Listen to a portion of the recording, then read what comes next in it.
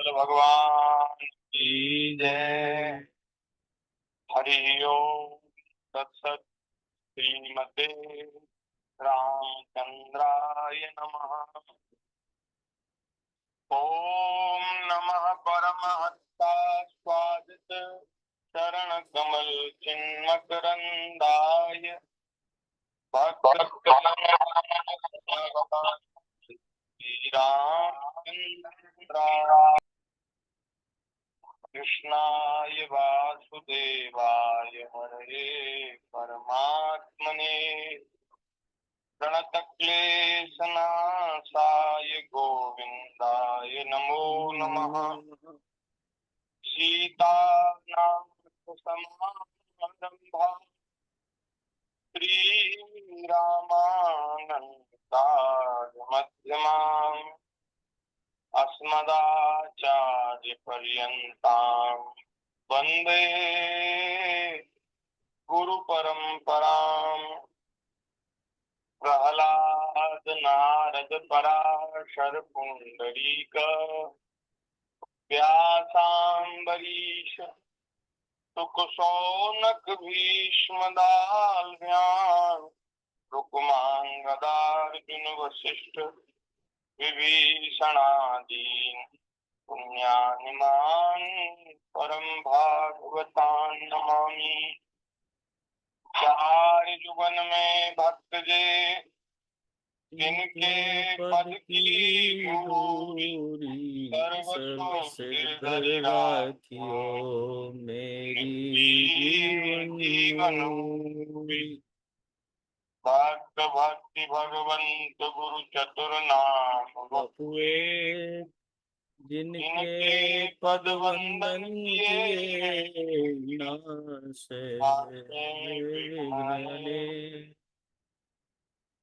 श्री राम जय राम जय जय राम।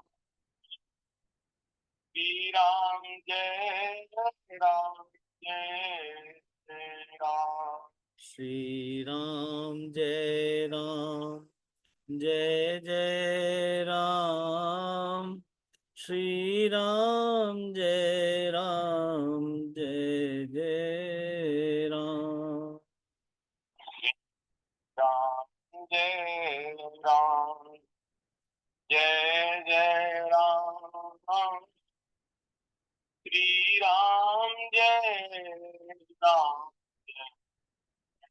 राम। श्री राम जय राम जय जय राम। श्री राम जय राम जय जय राम। सीताराम जय सीताराम। सीताराम जय सीताराम जय सीताराम। सीताराम जय सीताराम। राधे श्याम जय राधे श्याम। राधे श्याम जय राधे श्याम। राधे श्याम जय राधे श्याम। राधे श्याम जय राधे श्याम। जय जय श्यामा जय जय श्याम। जय जय श्री वृंदावन। जय जय श्यामा जय जय श्याम।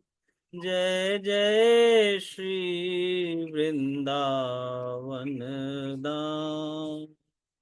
जय गौ माता जय गोपाल भक्त वत्सल प्रभु दीन दयाल।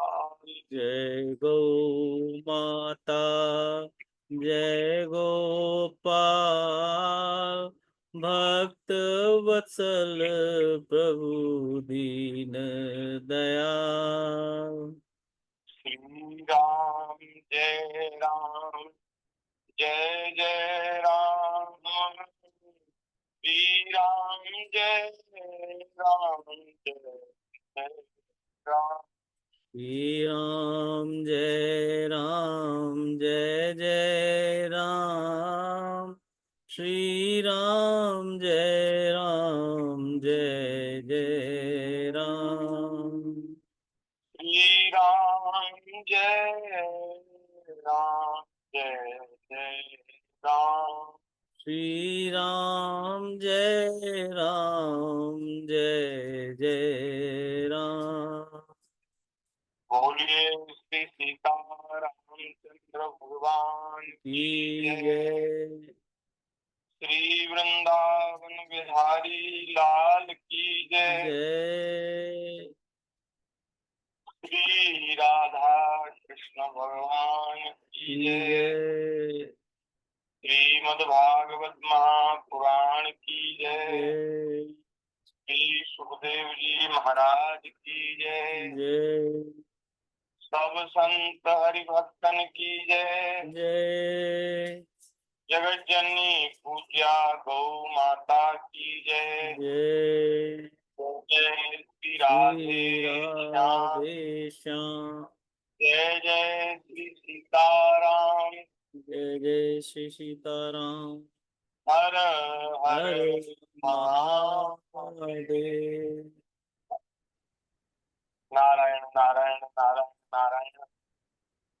हरि शरणम भक्त वांछा कल्पतरु भक्त वत्सल शरणागत वत्सल दया सिंधु असंख्य कल्याण गुणगण निलय अकारण करुणा उणालय सच्चिदानंद घन श्री आनंद गंग भगवान श्री वृंदावन बिहारिणी बिहारी जी की महती कृपा करुणा से सभी को मनुष्य जीवन का सर्वोत्कृष्ट लाभ सत्संग भागवत जी की मंगलमयी कथा के रूप में प्राप्त हो रहा है।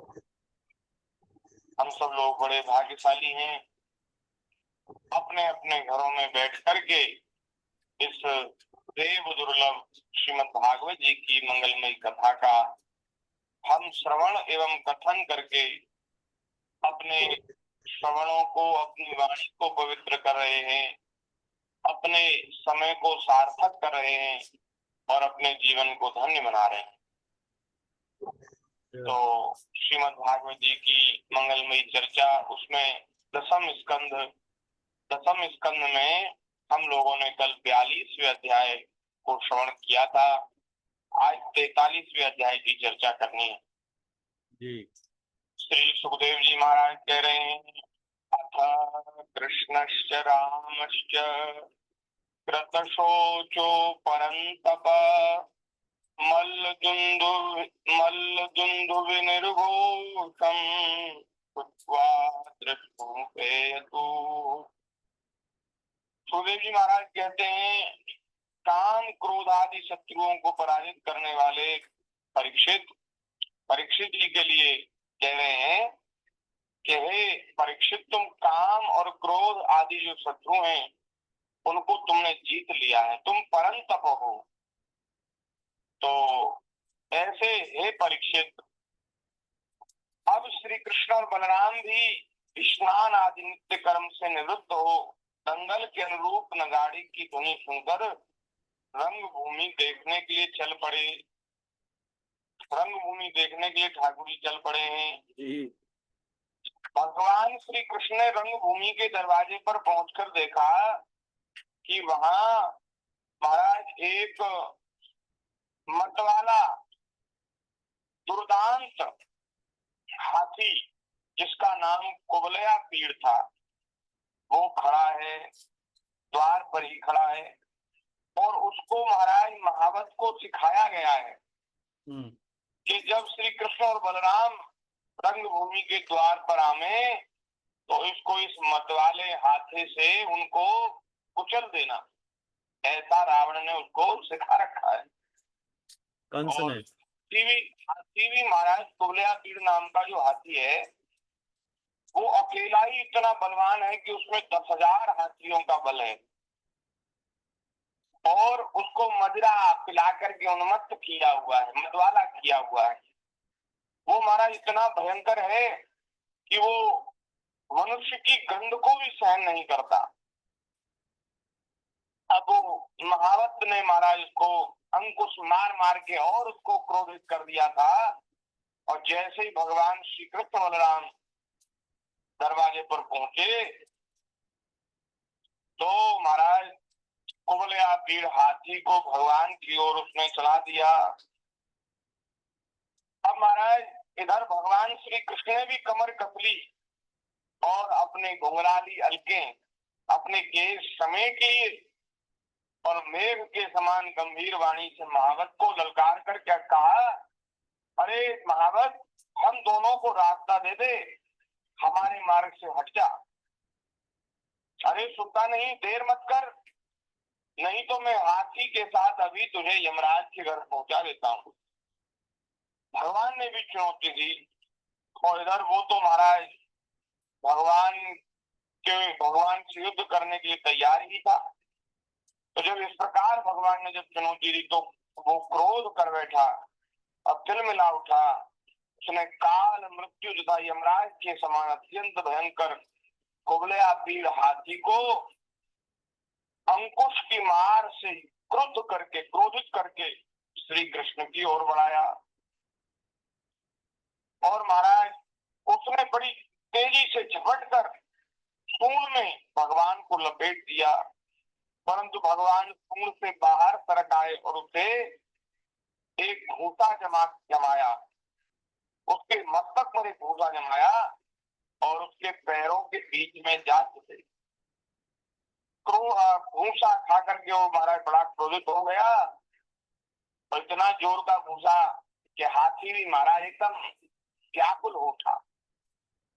नहीं तो हाथी तो इतना बड़ा जानवर है कि मनुष्य के मारने से तो उसको क्या फर्क पड़ेगा, लेकिन ठाकुर जी ने जो भूसा, उसकी चमड़ी भी बड़ी कठोर होती है हाथी की, वो हाथ भूसा मारो उसमें डंडा मारो उससे कोई उसको वो नहीं होता।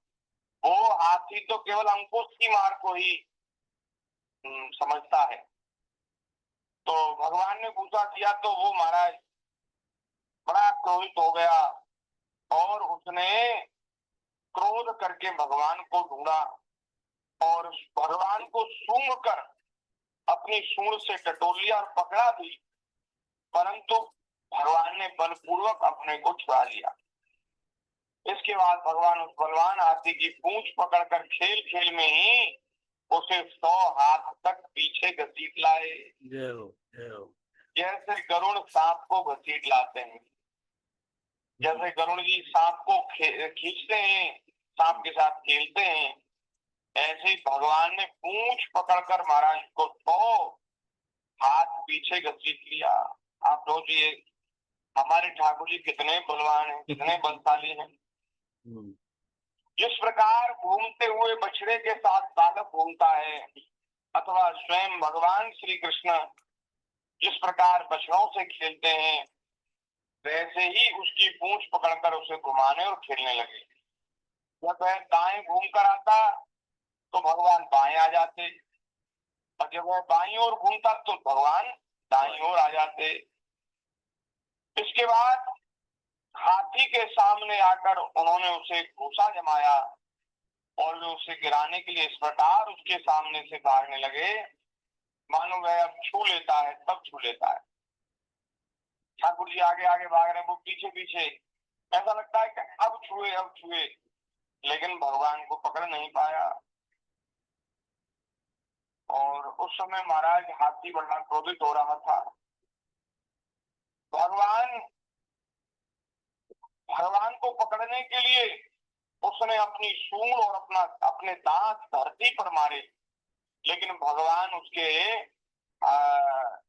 दांतों के नीचे नहीं आए, उसके दांत धरती पर पड़े। जब कुबलयासुर का यह आक्रमण व्यर्थ हो गया तब वह और भी चिढ़ गया और क्रुद्ध होकर भगवान श्री कृष्ण के ऊपर टूट पड़ा। भगवान ने जब उसे अपनी ओर झपटते देखा तब उसके पास चले गए और अपने एक ही हाथ से उसकी सूंड पकड़कर उसको धरती पर पटक दिया। बोलिए भक्त वत्सल भगवान की जय। इतनी देर से तो ठाकुर जी खेल रहे थे उसके साथ। वो एक झटके में किसी को मार दिया जाए, शत्रु को मार दिया जाए तो फिर हमारा युद्ध का आनंद नहीं आता। इसलिए युद्ध का आनंद करने के लिए अपने बाल गोपाल सखाओं को अपने युद्ध का आनंद दिलाने के लिए ठाकुर जी ने युद्ध किया। जैसे रामावतार में रावण से युद्ध करने के लिए बड़ी भारी बंदर भालुओं की सेना जुटाई और महाराज कई दिनों तक युद्ध चला। नहीं तो जिनके संकल्प करने मात्र से त्रिलोकी में प्रलय हो जाता है और वो महाराज युद्ध करें और उसमें कभी शत्रु के हाथों कभी भगवान की हार हो जाए, कभी भगवान जीत जाए। ये सब जो लीला है वो तो महाराज केवल देखने दिखाने के लिए, मनोरंजन के लिए है। वास्तव में तो जब सुग्रीव जी को भगवान ने रहस्य की बात बताई, सुग्रीव जी से कहा, सुग्रीव तुम क्या समझते हो कि तुम्हारी बंदर भालुओं की सेना से मैं युद्ध जीतूंगा? अरे मैंने युद्ध अपनी भुजाओं के बल पर लड़ा है। मैंने रावण से शत्रुता जो मोल ली है वो अपनी भुजाओं के बल पर मोल ली है। और मुझे भी धनुष बाण उठाने की जरूरत नहीं पड़ेगी। ये जो लक्ष्मण जी है ना, ये अकेले ही पूरी शत्रु सेना का संहार कर देंगे। पर वो बीच बीच में ऐसा नाटक ठाकुर जी करते हैं कि महाराज आज तो शत्रु की सेना भारी पड़ गई, आज बंदर भालुओं की सेना जीत गई, ऐसी लीला करते हैं। तो ऐसे ही यहाँ भगवान खेल रहे हैं, इतनी देर से हाथी के साथ पीड़ा कर रहे हैं। जब बहुत देर हो गई तो ठाकुर जी ने उसकी सूंड पकड़कर उसको धरती पर ऐसा पटका कि महाराज वो अधमरा हो गया, उठा नहीं गया उससे, हाथी से उठा नहीं गया। फिर भगवान ने क्या किया कि खेल खेल में उसे पैरों से दबाकर उसके दांत उखाड़ लिए और उन्हीं दांतों से हाथी को पीट पीट कर मार डाला। हाथी को मार दिया और फिर महावतों को भी नष्ट कर दिया, महावतों का भी काम तमाम कर दिया। परीक्षित, मरे हुए हाथी को छोड़कर भगवान श्री कृष्ण ने हाथ में उसके दांत ले लिए और एक दांत तो ठाकुर जी के कंधे पर और एक दांत बलराम जी के कंधे पर, और दोनों श्री कृष्ण बलराम ने रंग भूमि में प्रवेश किया। सुखदेव जी महाराज कह रहे हैं कि उस समय उनकी शोभा देखने योग्य थी। भगवान का श्री विग्रह रक्त और मद की बूंदों से सुशोभित था और मुख कमल पर पसीने की बूंदें झलक रही थी। भगवान श्री कृष्ण और बलराम दोनों के ही हाथों में कोबलया पेड़ के बड़े बड़े दांत शस्त्र के रूप में सुशोभित हो रहे थे और कुछ ग्वालवाल उनके साथ साथ चल रहे थे। इस प्रकार उन्होंने रंगभूमि में प्रवेश किया। जिस समय भगवान श्री कृष्ण बलराम जी के साथ रंगभूमि में पधारे उस समय सभी लोग जो उस समय रंगभूमि में रंगशाला का दर्शन करने के लिए और मल्ल युद्ध देखने के लिए आए थे, उन्होंने अपने अपने भाव के अनुसार भगवान का दर्शन किया। जाती रही भावना जैसी, प्रभु मुहूर्त देखी तैसी। सुखदेव जी महाराज का वर्णन करते हैं, मल्ला नाम शनिनाम नरवरः स्त्रीणाम स्मरो मूर्तिमान गोपानां भजनो सताम क्षितिभुजाम मल्लों को भगवान बड़ी जोर के पहलवान दिखाई देते थे। साधारण मनुष्यों को नर रत्न दिखाई, नर मनुष्यों के आभूषण दिखाई देते थे। स्त्रियों को ऐसा लगता कि मूर्तिमान कामदेव ही पधारे हैं। रूपों को अपने स्वजन के जैसे लगते, दुष्ट राजाओं को दंड देने वाले शासक लगते, माता पिता के समान बड़े बूढ़ों को शिशु लगते, बच्चे लगते। और कंस ने देखा तो कंस को मृत्यु के समान दिखाई दी। मृत्यु भोग पतेर विराट विदुषाम तत्वं परम योगिनाम वृष्णीनाम परदेव तेति विदितो रंगम गतः साग्रजः। कंस को मृत्यु के समान, अज्ञानियों को विराट और योगियों को परम तत्व और भक्त श्रोमणी वृष्णि वंशियों को अपने इष्टदेव जान पड़े। इस प्रकार सबने अपने अपने भाव के अनुसार भगवान का दर्शन किया। सुखदेव जी महाराज कहते, राजन वैसे तो कंस बड़ा धीर और वीर था, फिर भी जब उसने देखा कि इन दोनों ने कुबलया पीड़ हाथी को मार डाला, अब कुबलया पीड़ हाथी कोई सामान्य हाथी नहीं था, बहुत बलवान था, हजारों हाथियों की शक्ति उसमें थी। तो ऐसे कुबलया पीड़ को जिन्होंने मार डाला वे कोई सामान्य वीर नहीं है, ये बात उसकी समझ में आ गई। इनको जीतना बड़ा कठिन है, और ऐसा विचार करके वे बहुत घबरा गया। तो उसको लगता था कि मेरा ये योद्धा, मेरा ये पहलवान, मेरा ये मल्ल उनको जीत लेगा, उनमें शक्ति ही कितनी है, छोटे छोटे बालक ही तो हैं। न जाने ये अपने इतने दिनों से राक्षस भेजे, पूतना, घासुर, बकासुर, द्रणावर्त आदि, केशी आदि, तो न जाने ये कैसे उसको नहीं जीत पाए, उसको नहीं मार पाए। वो सोचता था कि वो बच्चे ही हैं, उनको जीतने में क्या श्रम है। लेकिन आज जब अपनी आंखों से देखा कि उन्होंने तो कुबलया पीड़ हाथी को मार डाला, और महाराज कुबलया पीड़ हाथी को मार करके उसके दांतों को अपने कंधों पर रख करके आ रहे हैं, तो वो बड़ा भयभीत हो गया। इस समय महाराज श्री ठाकुर जी के स्वरूप का बड़ा सुंदर वर्णन है। श्री कृष्ण और बलराम की बाहें बड़ी बड़ी और लंबी लंबी थी, पुष्पों के हार, वस्त्र और आभूषण आदि से उनका वेश विचित्र हो रहा था। ऐसा जान पड़ता था मानो उत्तम वेश धारण करके दो कलाकार, दो नट अभिनय करने के लिए आए हों, जिनके नेत्र एक बार उन पर पड़ जाते बस वहीं ठहर जाते, वहीं लग जाते, वहां से हटते नहीं। यही नहीं, वे अपनी कांति से उसका मन भी चुरा लेते। इस प्रकार दोनों रंगभूमि में शोभायमान हुए। मंच पर जितने लोग बैठे थे, मंचों पर, वे मथुरा के नागरिक और राष्ट्र के जन समुदाय पुरुषोत्तम भगवान श्री कृष्ण और बलराम जी को देखकर इतने प्रसन्न हुए कि उनके नेत्र और मुख कमल खिल उठे, उत्कंठा से भर गए। वे नेत्रों के द्वारा उनकी मुख माधुरी का पान करते करते तृप्त नहीं होते थे।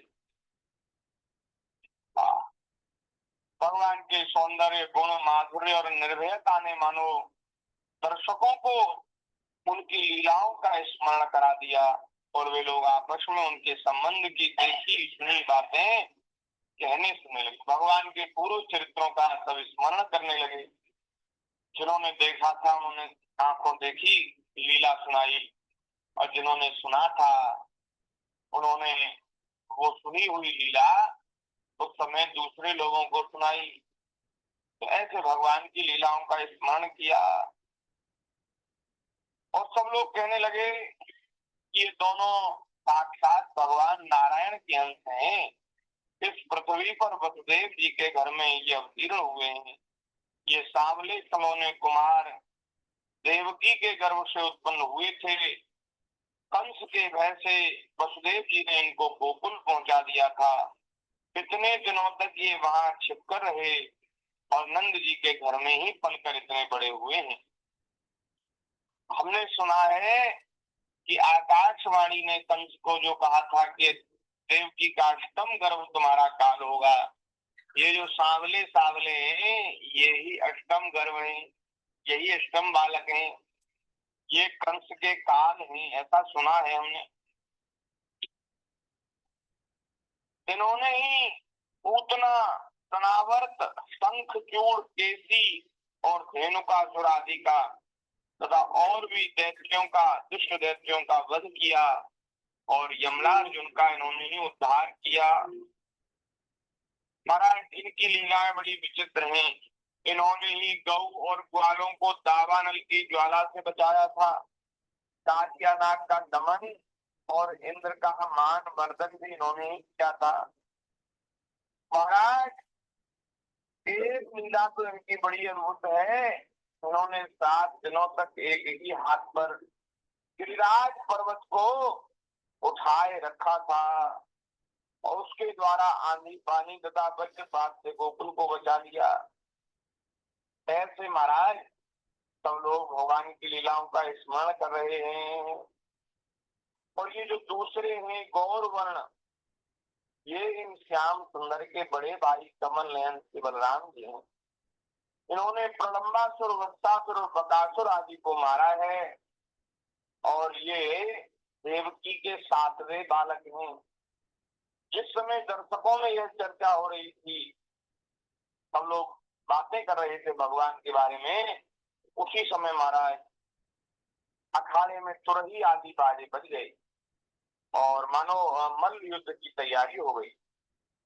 उस समय चाणूर ने भगवान श्री कृष्ण और बलराम को संबोधित करते हुए ये बात की। चाणूर जो है ये कंस का मंत्री है और बड़ा भारी पहलवान है महाराज, बहुत बड़ा मल्ल है। तो उसने भगवान से कहा, श्री कृष्ण और बलराम जी से कहा कि हे नंदन श्री कृष्ण और बलराम जी, तुम दोनों वीरों के आदरणीय हो। हमारे महाराज ने यह सुनकर कि तुम लोग कुश्ती लड़ने में बड़े निपुण हो, तुम्हें यहाँ बुलाया है कि वे भी तुम्हारा कौशल देख सके और अब तुम्हें अपने राजा का प्रिय कार्य करना चाहिए और तुम्हें अब हमसे युद्ध लड़ना चाहिए। आओ हम और तुम मिलकर महाराज को प्रसन्न करने के लिए कुश्ती लड़ें। तो महाराज इस प्रकार उसने श्री कृष्ण भगवान को, बलराम जी को लड़ने के लिए प्रेरित किया। उसने महाराज चुनौती दी लड़ने की। भगवान तो चाहते ही थे कि इनसे 2-2 हाथ करें, देखें इनमें कितनी शक्ति है, कितना बल है। इसलिए उन्होंने चाणूर की बात सुनकर उसका अनुमोदन किया और ठाकुर जी ने कहा कि हाँ जरूर जरूर, क्यों नहीं, हम तुम्हारे साथ युद्ध लड़ेंगे। लेकिन एक बात हम कहना चाहते हैं, देखो तुम इतने बलवान, इतने बड़े योद्धा हो, बड़े पहलवान हो, हम छोटे छोटे बालक हैं। तो यदि हम इतना तुम्हारे साथ लड़ेंगे तो ये एक तरह से अन्याय होगा कि कुश्ती तो अपने समान बल वाले से लड़नी चाहिए और ये जो अन्याय होगा उसको यहाँ देखने वाले उनको पाप लगेगा। तो चाणूर ने कहा कि अजी तुम और बलराम कोई बालक नहीं है, तुम दोनों बलवानों में श्रेष्ठ हैं। अरे आपने अभी 1000 हाथियों का बल रखने वाले गोलिया पीर को खेल में मार डाला। आप कोई सामान्य मनुष्य थोड़ी है, इसलिए आपकी कोटि का और कोई पहलवान हमारे पास नहीं है। आपको हमसे ही युद्ध करना चाहिए, हमसे लड़ना चाहिए, इसमें अन्याय की कोई बात नहीं है। श्री कृष्ण तुम मुझसे लड़ो, तुम अपना जोर मेरे साथ आजमाओ और बलराम के साथ मुझसे लड़ेगा। ऐसा महाराज उसने, चाणूर ने भगवान श्री कृष्ण से कहा। बोलिए भक्त वत्सल भगवान की जय। 43वां अध्याय यहाँ संपन्न हो गया। 44वें अध्याय में श्री सुखदेव जी महाराज कहते हैं, परीक्षित जब चाणूर ने इस प्रकार भगवान को कहा, युद्ध लड़ने के लिए चुनौती दी, तो भगवान ने उसको स्वीकार किया और श्री कृष्ण भगवान ने चाणूर आदि का वध निश्चित कर लिया, उनके वध का संकल्प कर लिया। और ठाकुर जी महाराज बड़ी फुर्ती से उस अखाड़े में कूद पड़े। ठाकुर जी कूद पड़े और चाणूर को ललकारा, आजा भाई लड़ लें। और एक दूसरे को जीत लेने की इच्छा से हाथ से हाथ बांधकर पैरों में पैर अड़ाकर बलपूर्वक अपनी अपनी ओर खींचने लगे। ठाकुर जी तो चाणूर के साथ लड़ रहे हैं और बलराम जी मुष्टिक के साथ लड़ रहे हैं। अब कैसा महाराज युद्ध हुआ, बड़ा सुंदर वर्णन सुखदेव जी ने किया है।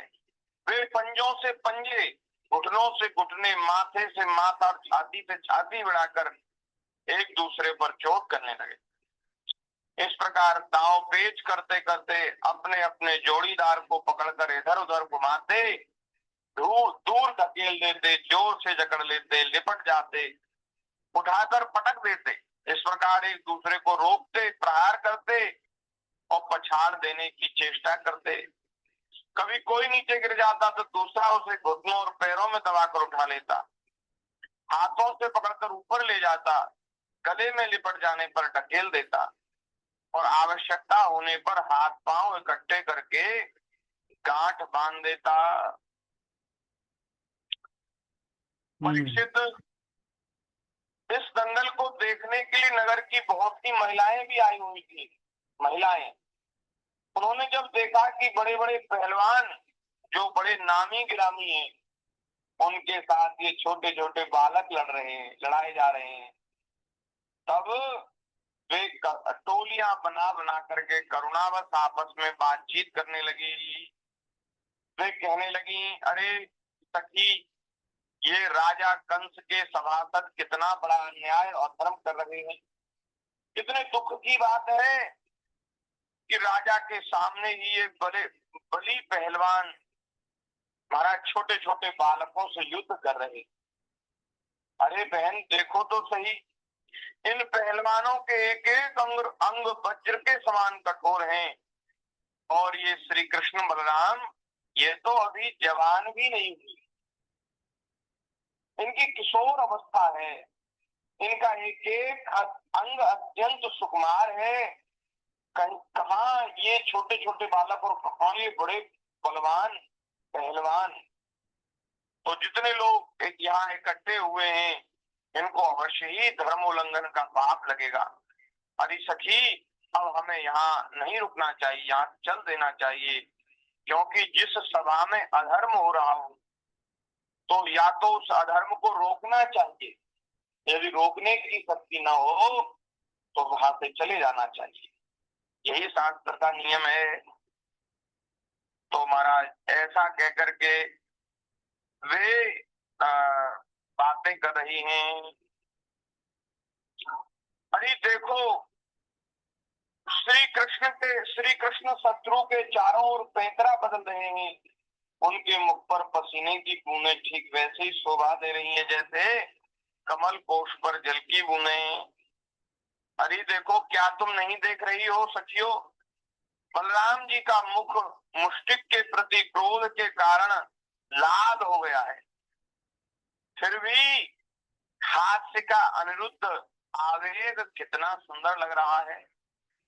मतलब है तो बड़े क्रोध में, लेकिन मुख पर क्रोध भरी हंसी है बलराम जी के, तो कैसे सुंदर लग रहे हैं। सखी सच पूछो तो ब्रज भूमि ही परम पवित्र और धन्य है, क्योंकि वहां ये पुरुषोत्तम मनुष्य के वेश में छिपकर रहते हैं। स्वयं भगवान शंकर और लक्ष्मी जी जिनके चरणों की पूजा करती हैं, वे ही प्रभु वहां रंग बिरंगे जंगली पुष्पों की माला धारण कर लेते हैं और बलराम जी के साथ बांसुरी बजाते, गौए चराते, तरह तरह के खेल खेलते हुए आनंद से विचरते हैं। सखी पता नहीं गोपियों ने कौन सी तपस्या की थी जो अपने नेत्रों से नित्य निरंतर इनकी रूप माधुरी का पान करती रहती हैं। इनका रूप रूप नहीं है, सौंदर्य नहीं है, ये तो सौंदर्य का सार है, लावण्य का सार है। संसार में या उससे परे लोक परलोक में भी किसी का रूप इनके रूप के समान नहीं है, इनके समान कोई सुंदर नहीं है।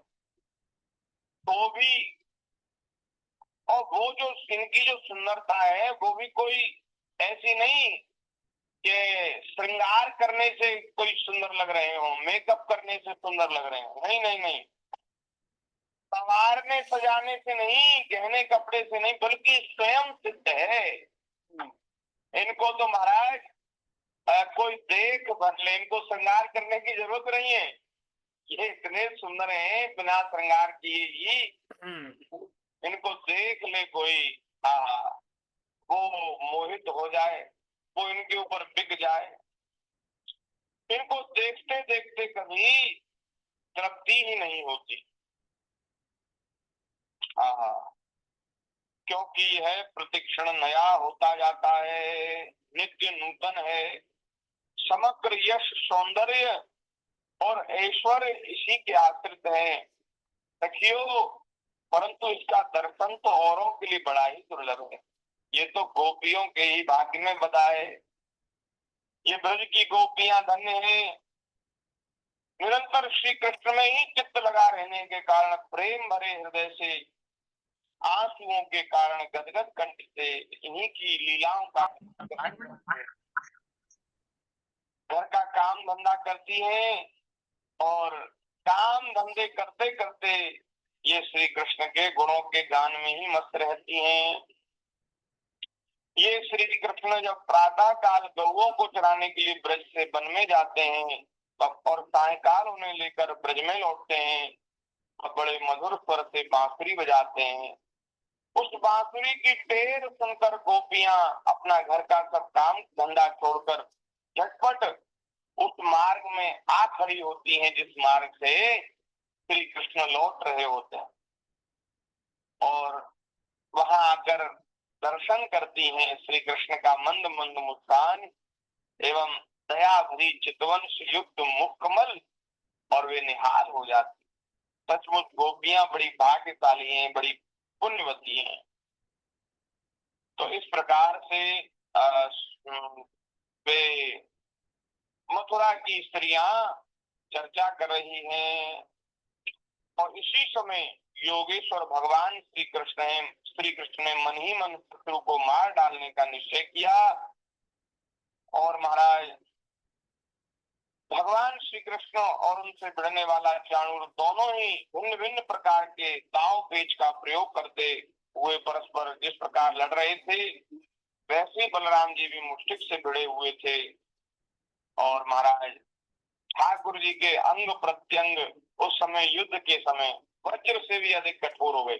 वैसे तो भगवान का जो श्री विग्रह अत्यंत सुकोमल है, सुकुमार है, लेकिन महाराज पहलवानों के साथ युद्ध कर रहे हैं तो पहलवानों के लिए तो पहलवान है प्रभु। पहलवानों के लिए ऐसे पहलवान है कि जिनका कोई जोड़ नहीं। तो जय श्री राधे भगवान, कठोर हो गया। जय श्री राधे भगवान जी, 1 मिनट।